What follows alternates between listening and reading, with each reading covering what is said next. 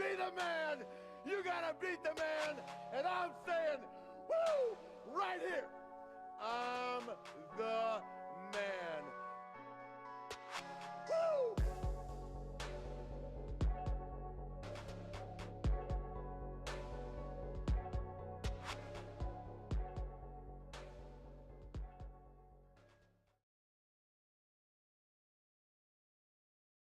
Good morning, good afternoon, or good evening to you and yours, wherever you are in the world today. It's your boy, Mr. HD, back with another video. Make sure you like this video on your way in the door. Subscribe to the channel if you haven't. Enough of that house cleaning stuff. We got a lot to get into before we watch Monday Night Raw in about an hour and 10 minutes. We're going to talk about this Royal Rumble, man. Again, if you missed the earlier stream, the earlier championship weekend stream, then you'll know that my computer completely crashed the day before the Royal Rumble, and I had to take it to the Apple store, and it was there for about 2 days, 3 days, and I got it back, and I had to put all my files back. Like, everything was deleted off my computer. It was crazy. It was a nightmare scenario among all the other BS I got going on, but we back. I did watch the Royal Rumble on my phone and my iPad, so I did get to see it. And yeah, it was a good show. A good show. You guys can let me know what you think about it in the comment section.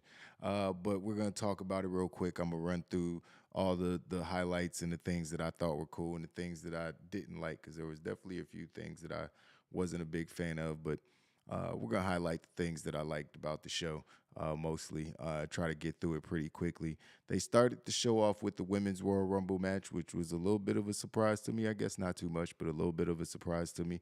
I thought maybe they would start off with the Universal title match and get Roman Reigns out the way, since obviously the Men's Royal Rumble match was probably going to be the main event. But Roman went on second. But in the Women's Royal Rumble match, I enjoyed this. This is probably the best women's Royal Rumble match ever, at least since the first one when Asuka won. But I really enjoyed this match.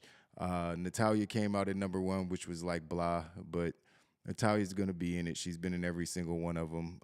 She's a constant. She's going to be there. I'm not even mad at it. She came out at number one. But what we got at number two was something that I had predicted if I had gotten to do predictions. Now, I ain't gonna cap. Like, I don't even want to talk about this, because it's like, what's the point of talking about it? Because I actually did record the video, because it wasn't gonna be a live stream. At first, it was gonna be just a recorded video, but I didn't like the video, so then I was just gonna do a live stream. But I recorded my prediction, so this is all recorded if I need to prove it.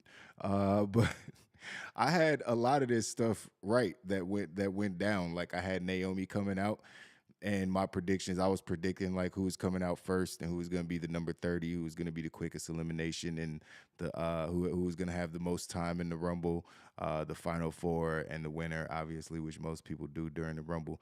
But I actually had Naomi coming out at number one. Now, I was wrong, but only kind of. You know what I mean? She came out at number two.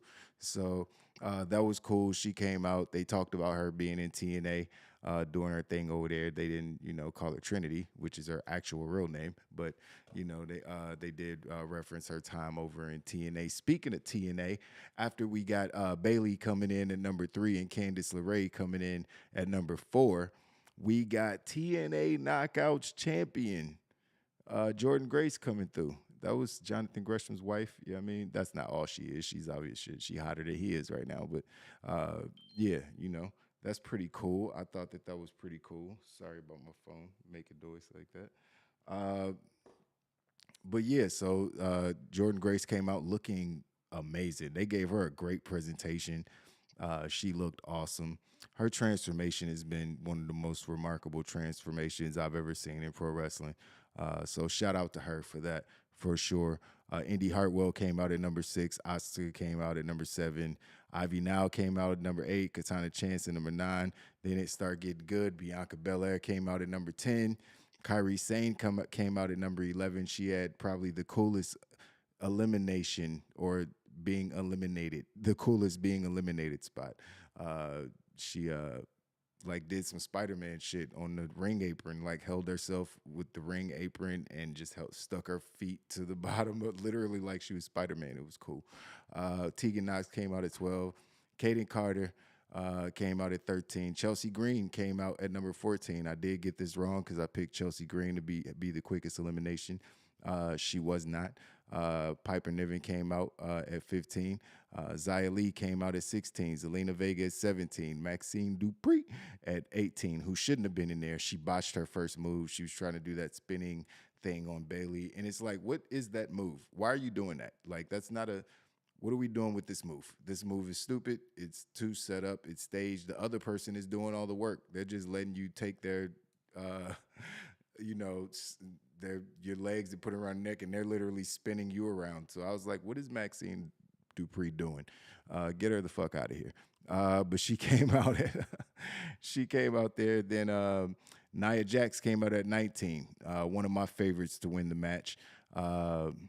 Nia Jax came out 19. Shotzi came out at 20. Becky Lynch came out at 21. The man came out at 21. At this point, Nia Jax is just destroying everybody. They tried to gang up on her again like they did last time. She threw everybody off of her. She looked awesome.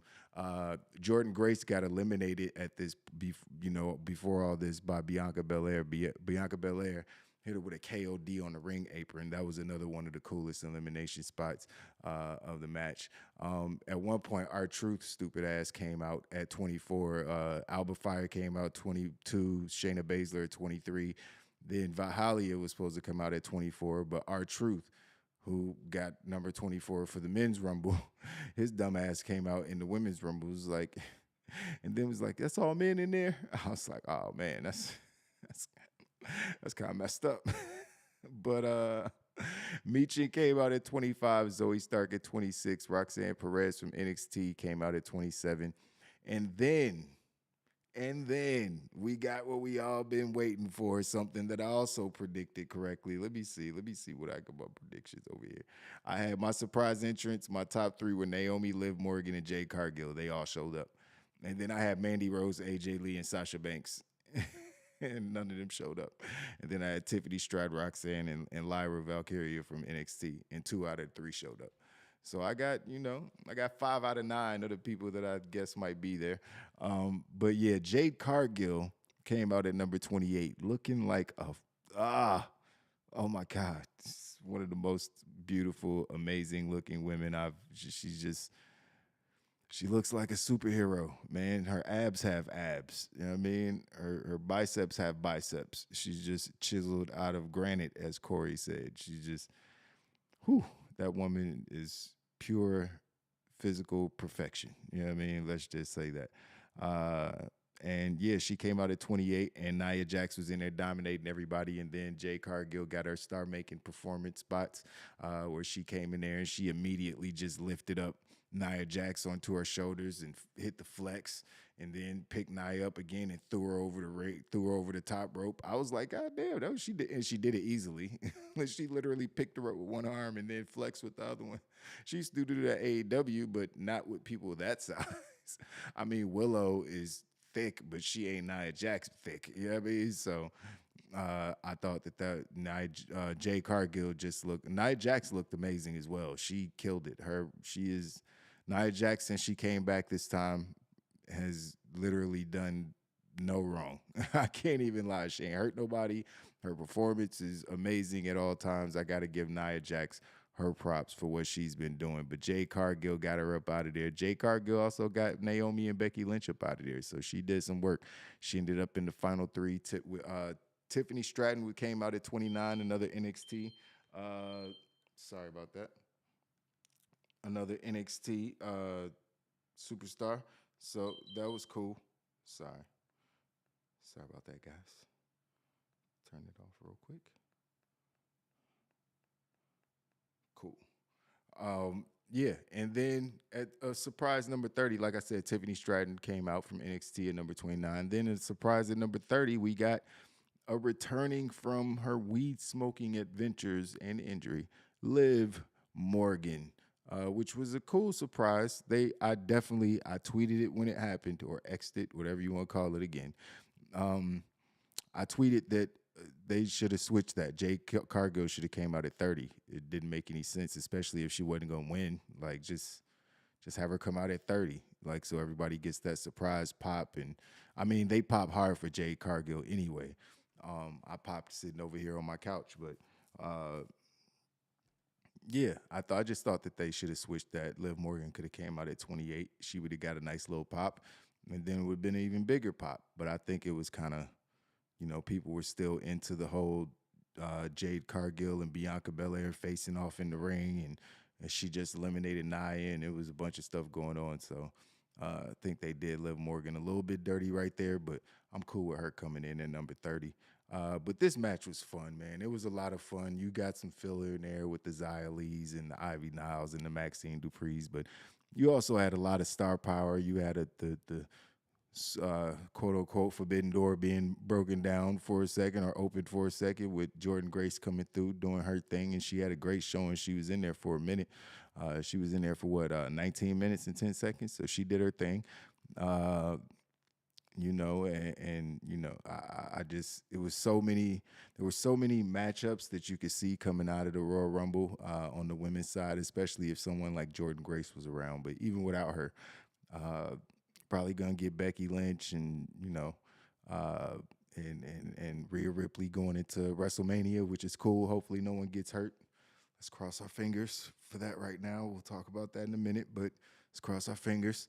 No one gets hurt and we can get the matches that we want to see. But the final three were Jade Cargill, Liv Morgan, and Bayley, who made it all the way from the number 3 spot, eliminated 7 people throughout the Royal Rumble and had a great performance. She went for an hour and 3 minutes, was it? Hour and 3 minutes and 3 seconds. She killed it.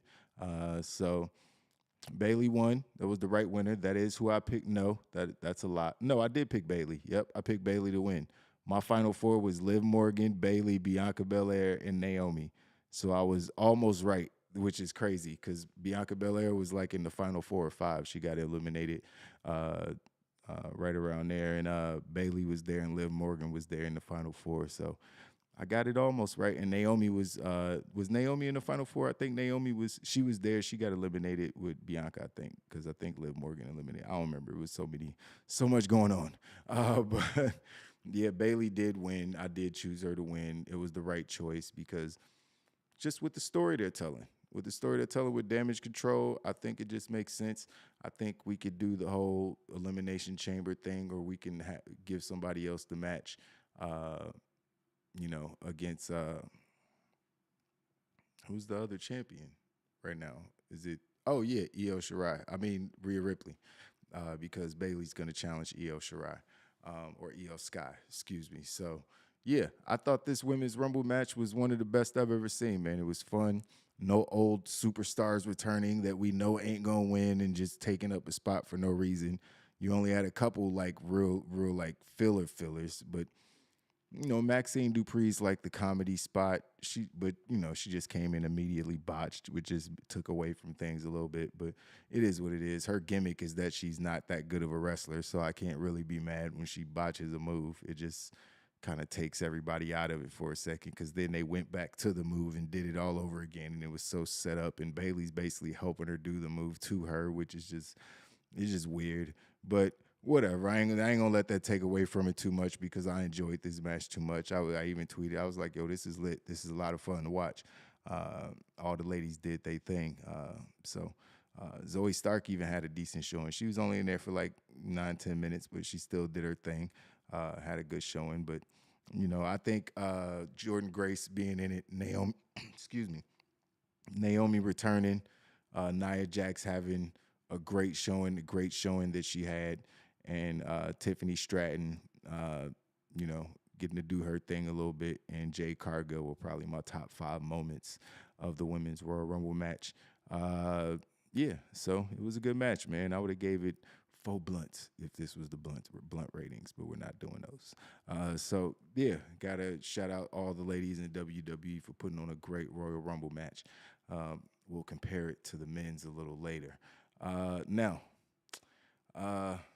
Roman Reigns went second. Now, usually the number 2 match on a pay-per-view, it's like the dreaded spot because you never want to like be second usually. A lot of wrestlers I've always heard in interviews, wrestlers say going number 2 is like one of the worst spots because you're not first, so you're not getting all the energy from people just being there and ready for the show to start. But you're second, and then you're obviously not in the main event. So, but I don't know what the difference is. Roman Reigns was in his spot. People were still excited to see Randy Orton, AJ Styles, and LA Knight was over as hell. Got a crazy pop when he came out. This match was what it was. I didn't enjoy it at all. I was kind of not even paying attention. I was more kind of scrolling Twitter. I ain't gonna lie while this match was going on because I kind of knew what was gonna happen. I mean, I 100% knew Roman Reigns was gonna win, but I kind of even knew how it was gonna happen. Like Solo Sikoa was not gonna be off of this show. Like, let's just call it what it is. The bloodline, everybody in the bloodline is gonna get their TV time. So how does Solo get his TV time all the time? He interferes in a Roman Reigns match on a pay-per-view. So not surprised by that at all. He comes in and he starts spiking people and people are distracted. Then he gets tossed up out of there. And, Roman Reigns still is able to hit AJ Styles with a spear and pin him. LA Knight doesn't take the pin, which is cool, but it's still like, come on, man. Come on. Give me something different besides Solo Sikoa. That's why you did a fatal 4-way, so you didn't have to do the same old finish. You could have just had the one-on-one match with Randy Orton, because that's who everybody really wanted to see him face. You know what I mean? I thought you did this, so, you know what I mean? I guess, Randy ain't have to take a pin, but shit, AJ shouldn't be taking no pin either with his character and what he's doing right now. LA Knight shouldn't be taking over. It's just a bad situation because Roman's just beating everybody. And it's such a foregone conclusion when he's wrestling anybody that it takes the fun out of it. So this match didn't do nothing for me. There was no moves or anything that I cared about during this match. There was nothing. Everybody did the same shit that they always do. It was the same routine with every Roman Reigns championship defense. So yeah, he won. Did I mention that? That's pretty sure you knew that. But yeah, so that was that. Then after that, we got the best singles match of the night, or the only singles match of the night, I guess. The only one-on-one match of the night between Logan Paul and Kevin Owens for the United States Championship. And this match was fire. Logan Paul is one of those people. He's like Tiger Woods is golf. I don't even know if I could say that because Tiger Woods got trained by his dad since he was a baby. Logan Paul is just a natural at pro wrestling. He's just good at it, at every facet of it. He reminds me of Shawn Michaels. That's blasphemy. Shawn Michaels is my favorite wrestler of all time, I know. But he reminds me of Shawn Michaels or like a Randy Orton. But even Randy Orton was in it from when he was a kid because his father was in it. So it's just like watching Shawn Michaels when he was in the Rockers, you could just tell that he was a natural at pro wrestling. His drop kicks and his super kick, his sweet chin music, which is now the most used move in pro wrestling these days. His crossbody, like just the way Shawn Michaels wrestled back in the 80s, you could tell that he was really good at pro wrestling. He was just a natural. And it feels like that with Logan Paul. He's just good at everything. It's like he's great at selling. He's really good at selling, which is crazy because he just started doing the shit, and that's probably the hardest thing for most young wrestlers to get is to learn how to sell properly, to hold the right body part, to make the right facial expression, to all these different things, man. So it's just he's good at that. Obviously, he's good at his moveset is crazy. He could do the high flying stuff. He could do the grounded pound stuff. He's a boxer, so. Yeah, Logan Paul and Kevin Owens killed it. Kevin Owens beat the crap out of him. The finish was pretty damn cool. I got to give him that. I was kind of disappointed because I wanted to see Kevin Owens win, but he did kind of win. You know what I mean? He kind of won. You know what I mean? But one of Logan Paul's little minions came out and tried to hand him the brass knucks, but it was really a diversion because for some reason, I guess because they helped him before, Grayson Waller came out with Austin Theory and they handed him the brass knucks when the ref was trying to get the other little minion out of there. And then Logan Paul went to hit Kevin Owens with the brass knucks, but Kevin Owens turned the tables on him and took the brass knucks away from him when he dropped him. And then he hit him with the brass knucks, and then he went to pin him. And I really thought that it was about to be over. I thought that was about to be 1, 2, 3. I was about to pop. I was about to be like, yeah, Kevin did it. Yes, let's go. And the ref was like, 1, 2. And then he was like, he literally froze, just pointed like, why'd your eyes have to go up when you did that? Just stare at the ground when you counting 3, nigga. You supposed to be watching the mat. That's it. The mat and the shoulders. You don't supposed to be looking at nothing else. Why you even see his knuckles? But he saw, just the camera angle was perfect. He saw the brass knuckles on Kevin's fingers, and he was like, I think you cheated, which he did. So he's like, all right, I got DQ you, Kevin. Like, oh, that's fucked up. But then he power bombed him on the announcer's table and destroyed him anyway. So he didn't get the title, but he still won in our hearts. Yeah, so that was that great match. I'm assuming they're gonna do it again at Elimination Chamber. They got to. Like, Kevin Owens can't just go out one match like that with. Even though he kind of won but didn't win, I don't know if Logan Paul's actually gonna fight LA Knight for the U.S. title at Mania. That seems to be everybody's theory. Shit, he could be fighting Kevin Owens at WrestleMania. It could be a triple threat. They could do a few things. I would like a fatal 4-way for the U.S. title.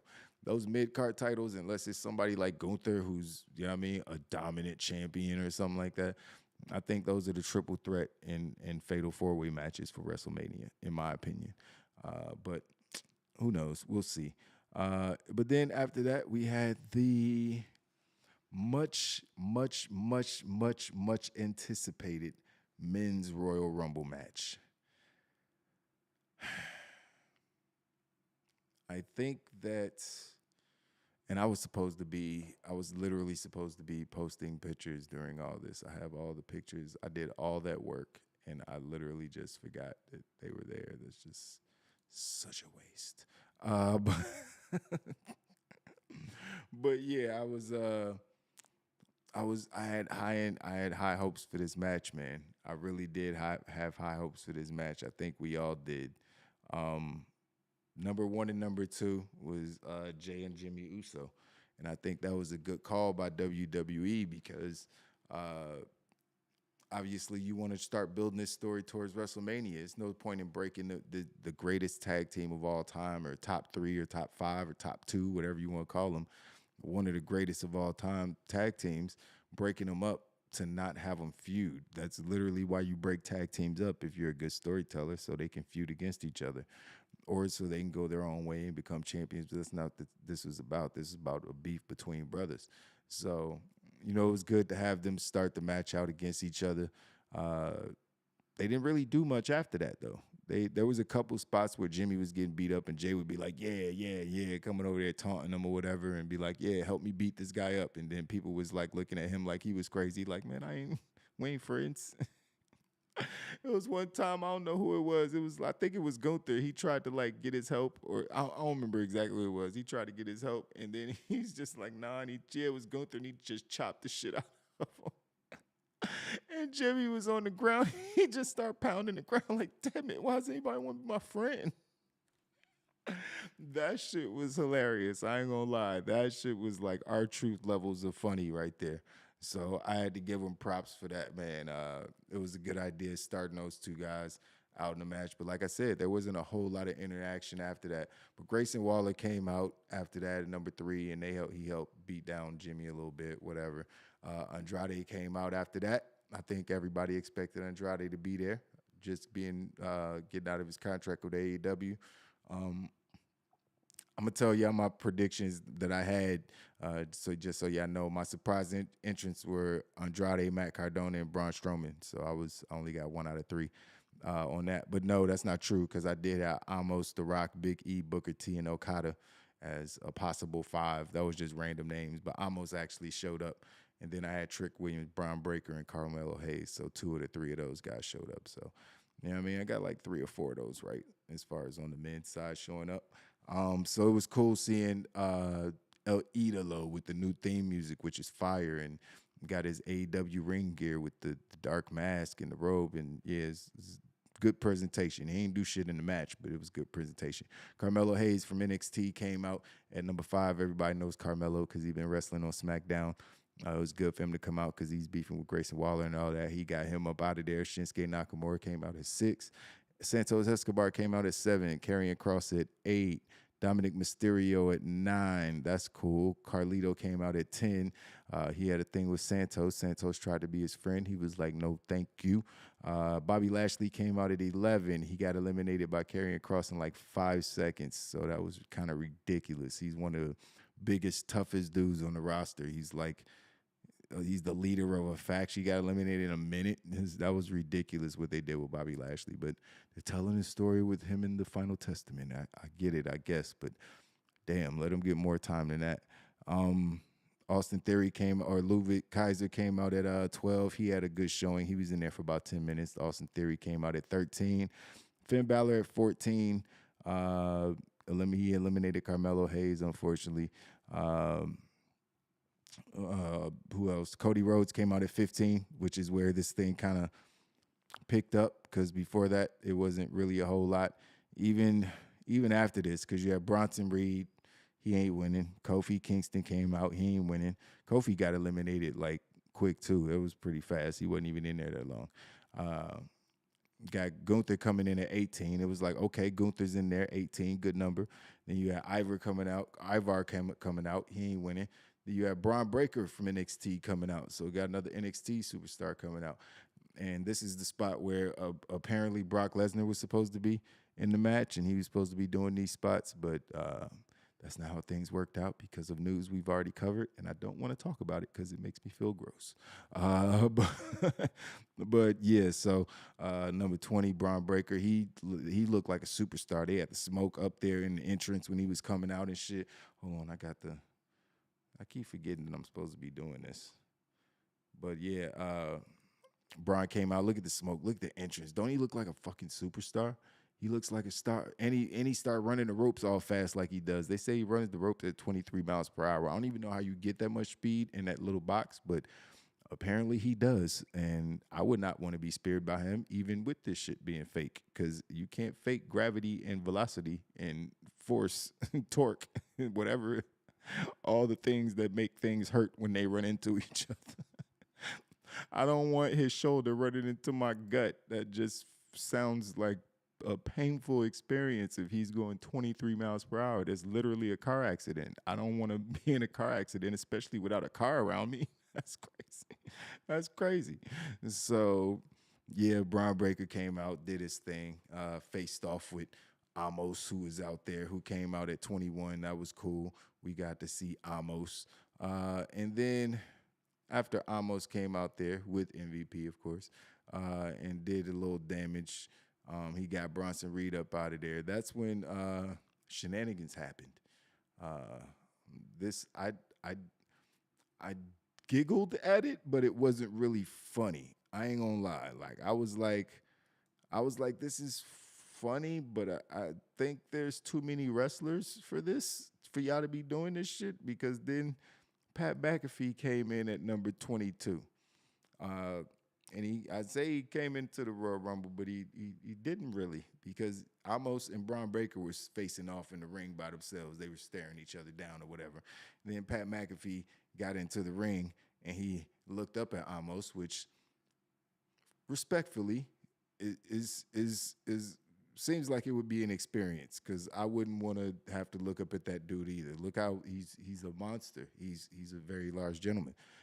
And Braun Breaker, like I said, could split you in half with a spear. So I'm just saying, I understand. But he was like, no, thank you. It was like the old Pops in Friday After Next, where he was like, where Day got his ass whooped, or not Day. No, it was Friday, where Red got his ass whooped. He was like, he gonna cry in the car. He gonna cry. He gonna cry in the car. Cause yeah, man, his Pops came over there. He was like, you want some of this, old man? He was like, no. He got his ass up out of there. Pat McAfee was like, I don't want no problems. The crowd booed him. He acted like he was gonna get back in there, and he was like, I'm I'm gonna spare my own life in this situation. So it was like that was kind of a wasted spot. And then right after that, you had JD McDonough coming out. It's like, well, this is another wasted spot. He ain't winning. This dude's like a human bobblehead. Like, I swear to God, his head is so big. I think he needs to wear like long tights instead of like trunks and maybe some other, I don't know. He need to do something to distract from his head because him just in those trunks, he looks like a baby, a big head baby. I don't know what he looks funny. But he came out there. He ain't do nothing. He was in there for 3 seconds, got eliminated immediately. R-Truth came out next at his actual number 24 in the correct Rumble this time. And R-Truth was probably one of the highlights of the whole Rumble because this motherfucker, look at this man. This man comes out to the Royal Rumble and tries to tag in. Now, Dominic Mysterio look at him like, bro, what are you doing trying to tag in? Then he get put in chokehold by Gunther. So he like, okay, tag in. he like, he like, all right, I'll tag in now. Shit, whatever, just help me. So then they build it to a hot tag, and there's other people fighting behind them. And it's a Royal Rumble match. This shit was hilarious. I was dying during this. I was like, yo, he's really trying to tag in. And the crowd, he started doing the clap, trying to get the crowd to clap, and the crowd started clapping, and it was an actual hot tag during the Royal Rumble, and Dominic dove and did the hot tag, and the crowd popped. That shit was hilarious. I ain't gonna lie. R-Truth is comedy gold, man. He's really a comedic genius. I don't know. I know everybody loves him, and people realize that he's smarter than he leads on. Obviously, you have to be to get shit like this over. But I just hope he ends up getting his flowers and people understand how hard it is to be funny this consistently. A lot of professional comedians can't even be this funny this consistently. R-Truth is always funny consistently. So got to give him his props. But then after that, the other half of Awesome Truth came out, The Miz. Then Damian Priest came out, and that was the end of R-Truth's run in the Royal Rumble because he's still pissed that R-Truth may have cost him his title match against Drew McIntyre. So, or his match against Drew McIntyre. So he just went in there and just destroyed R-Truth and threw him out immediately. And then at 27, after Damian Priest, that's when we got Mr. Paper Mache, Mr. Graham Cracker Body, Mr. I don't even know what to call him, man. It's just bad, bro. It's just bad. The man is always hurt. CM Punk came out, man. I don't even know what to say. He came out at 27. I was like, oh, shit, that's my pick. He's definitely going to win because I had CM Punk, Cody Rhodes, Jey Uso, and Drew McIntyre in my Final Four. And I had Jey Uso as my Iron Man, which did come to pass. But, yeah, I had CM Punk winning. And when he came out at 27, I was like, oh, that's lucky number 27. He definitely winning. They know what they doing. So I got all excited about that. But then he came in and didn't really do much, and then took a Future Shock DDT from Drew McIntyre and apparently tore his tricep again. If you know, he came back in AEW. He tore his tricep in AEW, and he's out for 9 months. So now, apparently, he's going to be on Monday Night Raw tonight, and he's going to let us all know what happened and if he's actually injured. I'm praying that it's a work just so they can work him being injured into the storyline against Seth so it doesn't look like he beat an injured man when he wins at WrestleMania. They can both go in with an injury. I'm really praying that that's what it is. Like, I'm like, that it makes sense. That would make sense. Like, Punk doesn't want to beat a guy who's injured, who can barely walk or whatever it is. And you know, if he gets an injury too, then, you know, then it looks like a fair fight. You know, and everybody's like, well, he stopped the fight and you know, during the match he went over to the ref and started talking to the ref, and you can hear him say my tricep or whatever. It's like, of course you could. If he's trying to work, it's like that's what you would do. Like, CM Punk is one of the best at that, at storytelling and working the fans and stuff like that. But I could also be wrong. He could have a torn tricep. They say it's torn off the bone. Everybody's reporting it. ESPN, Sean Ross, everybody, Dave Meltzer, everybody's reporting it. So apparently this is a thing. I'm really hoping that it's a work. I'm hoping that it's a work, and he's going to say he's going to do the exact thing Seth Rollins did after he got hurt. a couple weeks ago. He's gonna come out on the following Monday night and be like, "Yeah, I tore my tricep off the bone, but this isn't gonna keep me from WrestleMania. If you think I'm not gonna fight Seth Rollins and smack that smug little look off his face, then you don't know CM Punk." That's what I want to hear. That's exactly what I want to hear.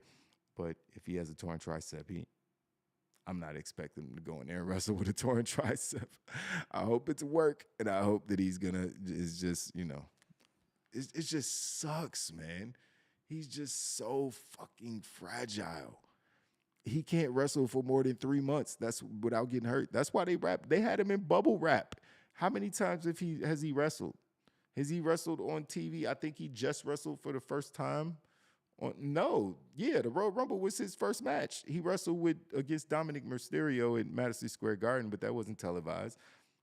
This is his second match in WWE. I don't even know if he's done any house shows. Maybe he has, but I haven't heard about him doing no house shows outside of the Madison Square Garden shit. And it's just like, that's why he looked gassed. But also, people was getting on him for looking gassed, not me.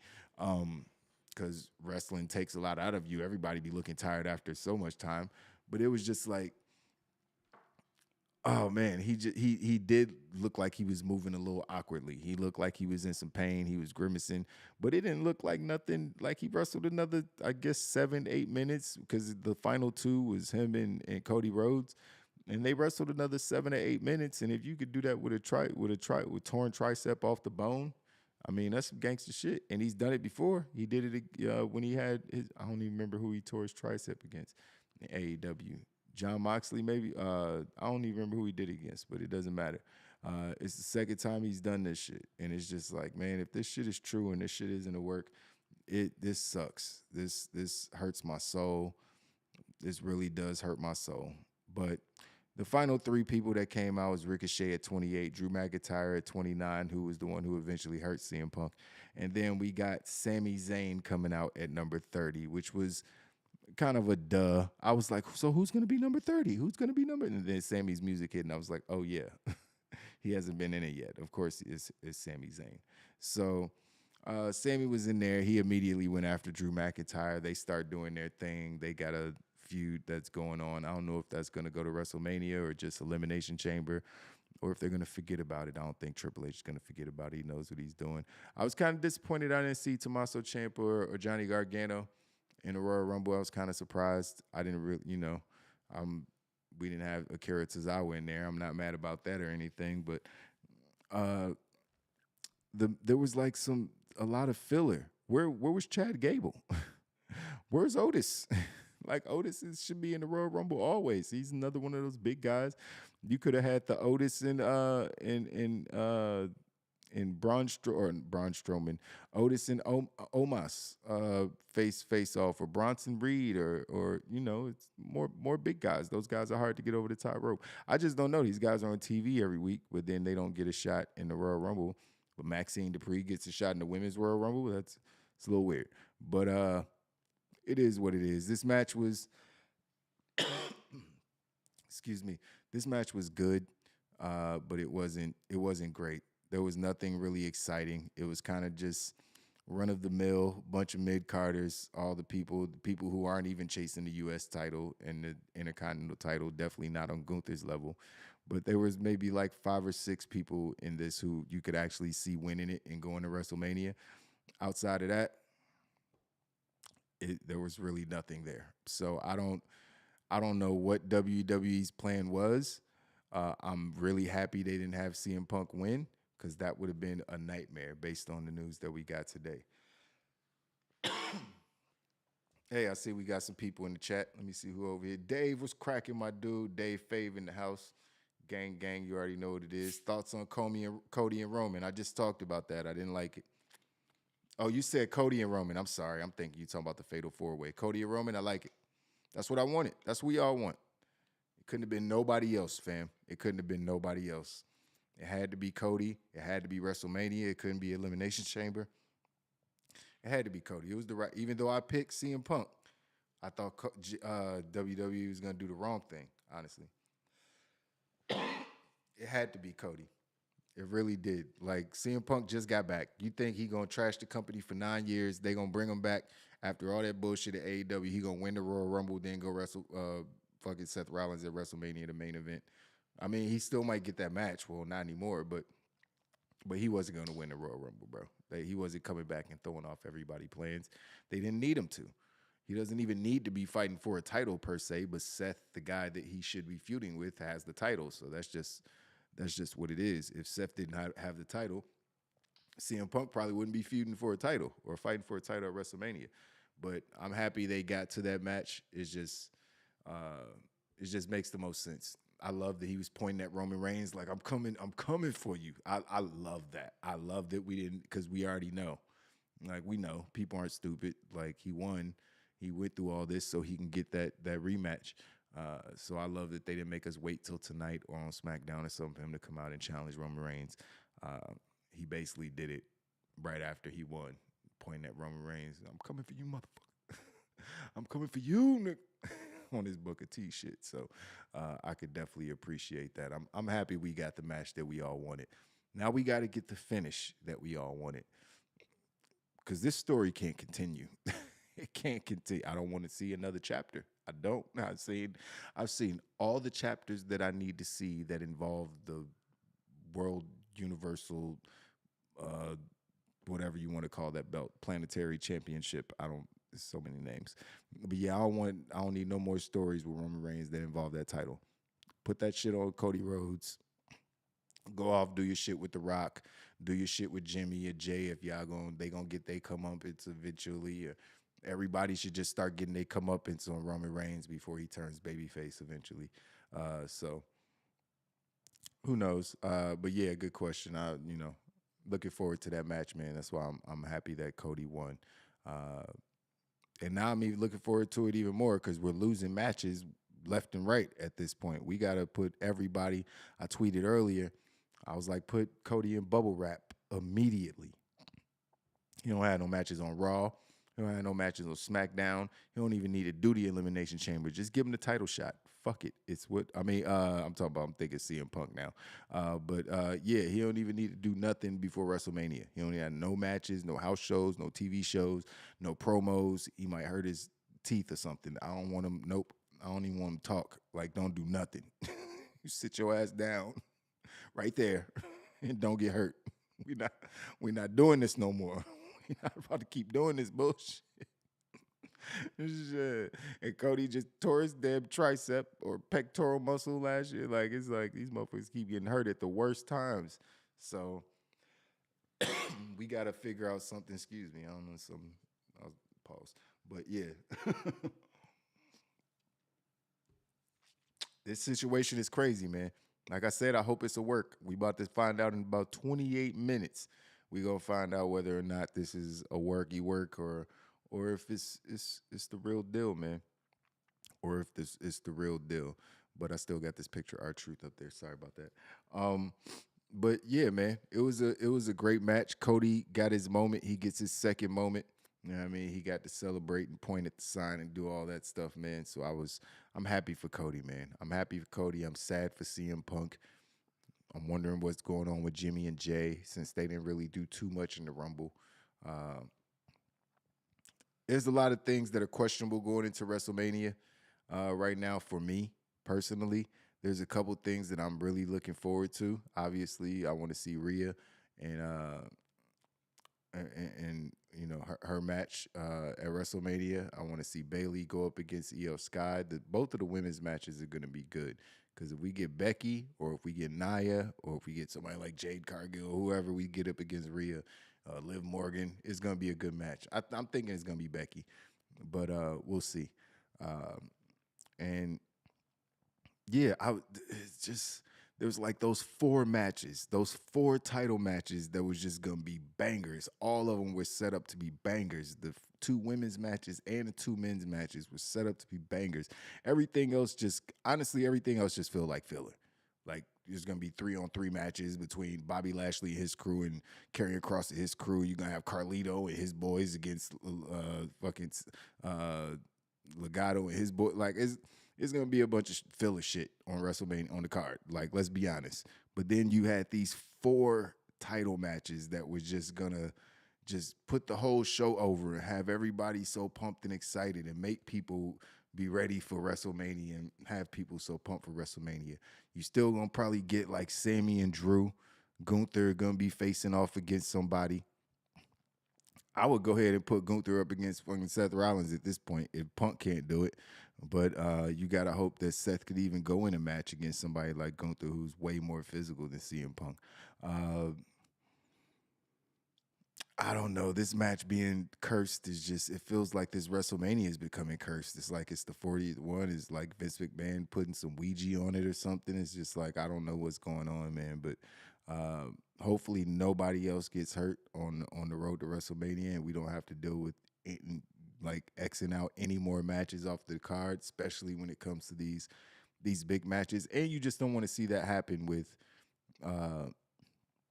with superstars in WrestleMania. It happened to Charlotte a couple months ago when she got hurt, and she's going to miss WrestleMania season probably. So it just sucks because this is what they work all year for for these 2-3 months so they can get their shine and get those big paydays or whatever and, have their WrestleMania moment. That's what everybody talks about. So it sucks to get hurt. CM Punk finally going to main event WrestleMania possibly against Seth Rollins, and he gets hurt. Just sucks, man. It really sucks. If you know, I'm a massive CM Punk fan over here. It just sucks. It really sucks, man. It sucks for the fans because we all want to see it. You know what I mean? We don't care about all that shit he did in AEW. We barely like AEW. AEW barely like AEW. We want to see what he was going to do on the big stage where he's from. You know what I mean? Where he made his name. So he finally gets back there, cut some amazing promos, put some guys over, and not even put guys over, but lets guys take their shots. Let Drew take his shots. Let Cody take his shots. Let them say whatever the fuck they want. He can take it. He could give it back. You know what I mean? It's just been, he ain't even had to wrestle, and he's keeping everybody interested. And then he finally gets in the ring, and it's see you next year.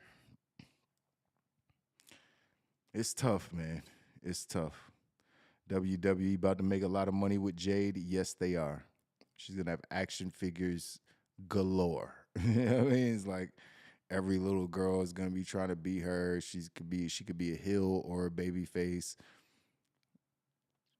Yeah, I don't know what they're going to do with her. I'm interested to find out if they're going to make her a heel or a baby face, but she could do either, and I think either will work. Yeah, this is really all interesting, man.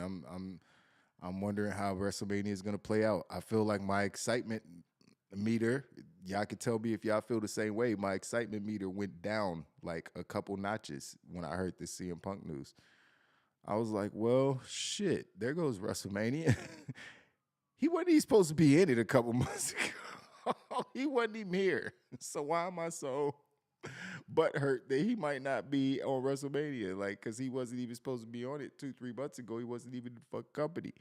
So, and we were still excited about the road to WrestleMania because we always are. I think it's just the build up and the excitement, getting it and then having it taken away so abruptly is what hurts so bad, man. It fucking sucks. I swear it sucks.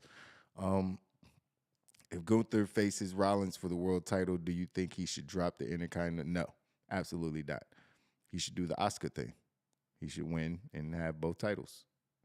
Well, Oscar relinquished hers. You didn't say. You said, do I think he should drop it, so not lose? Yeah, I think he should drop it, but not before. I think he should drop it afterwards. After he wins the World Heavyweight Championship, then he should drop it on, the next night when he says, I have this belt. I don't need this belt.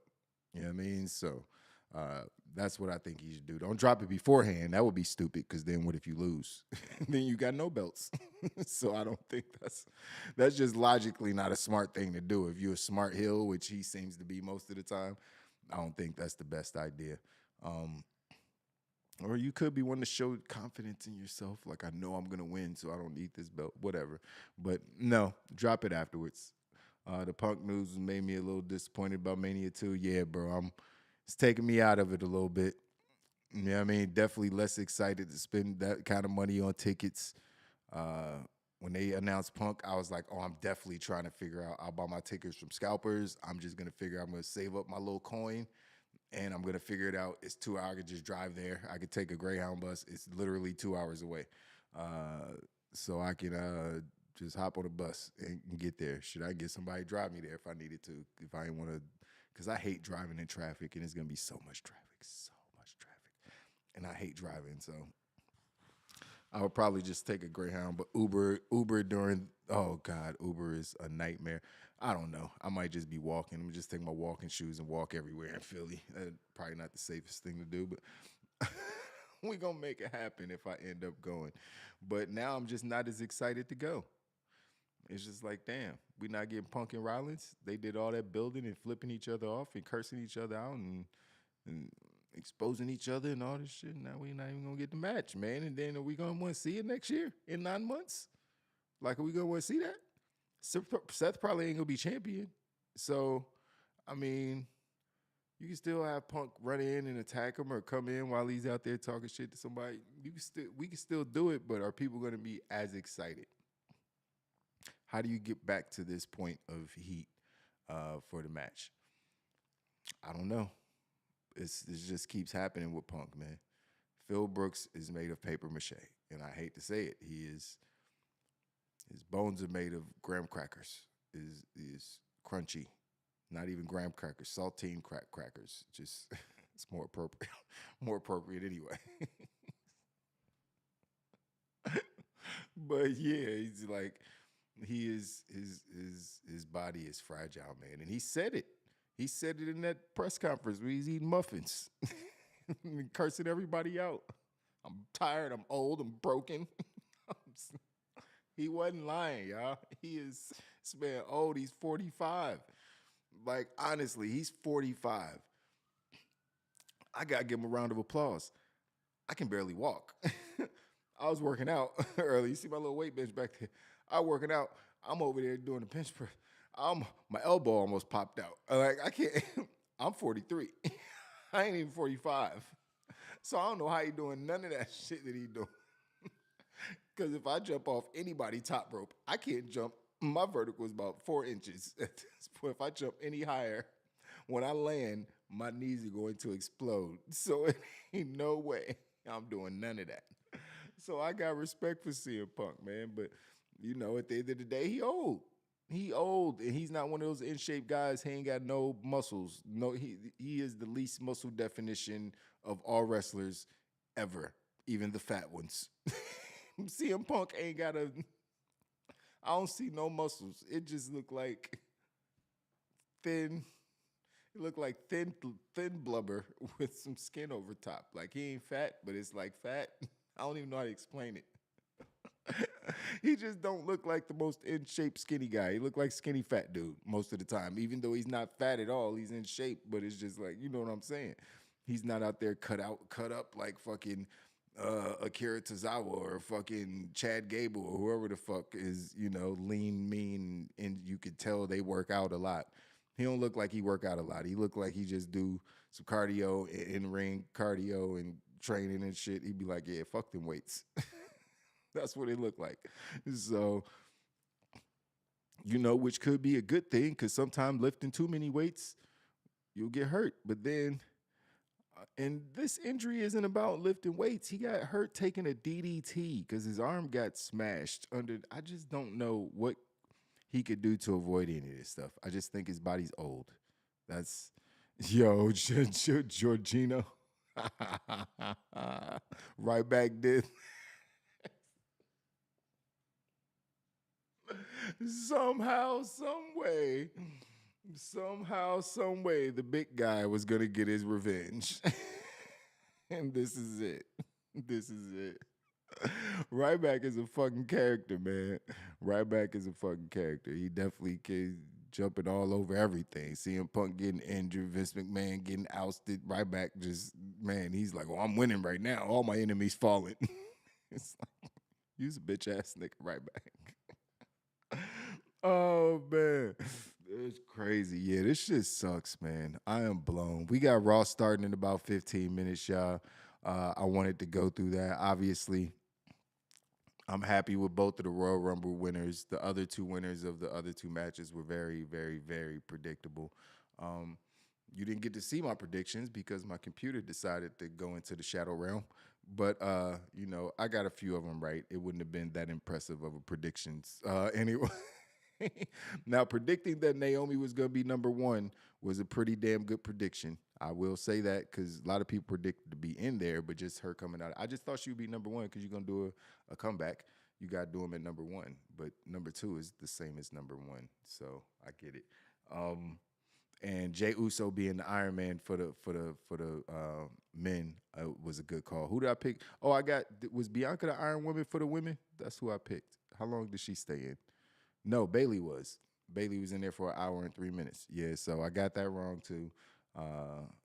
Yeah, that was Nia Jax had the most eliminations. Yep, I got that right. So Nia Jax had the most eliminations. I had Drew McIntyre on the men's side. That was not correct.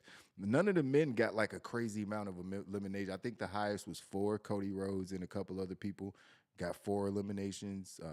And that was the highest number of eliminations on the men's side for any one person.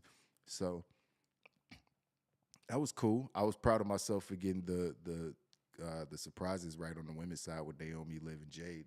So I was proud of that. But yeah, I did what I did. I did what I did, and we do what we do, baby. I'm happy that you guys, wherever you are, whoever you are, whatever time of day it is, wherever you are, Dave already know what it is, man. He's been a member of the channel for a long time. I appreciate everybody else that's coming in here, especially if you're new. Gonna be doing a lot more content. If you can't tell, it's the second stream of the day. You know what I mean? We talk pro wrestling, football, basketball over here, all that good shit.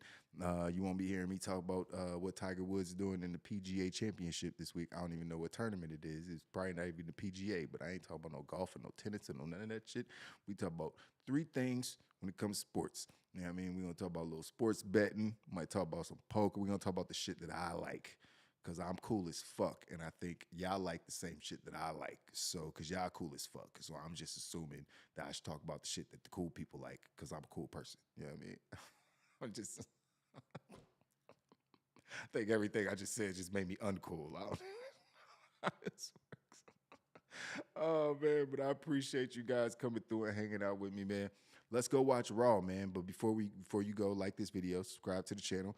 If you need some fresh new gear, you can scan that QR code on the screen. That is sponsored for the channel. It's not really sponsored for the channel. It's my other company. So I'm sponsoring the channel, which I'm kind of already doing because it's my investment. I'll see y'all next time, man. I'll let you boy.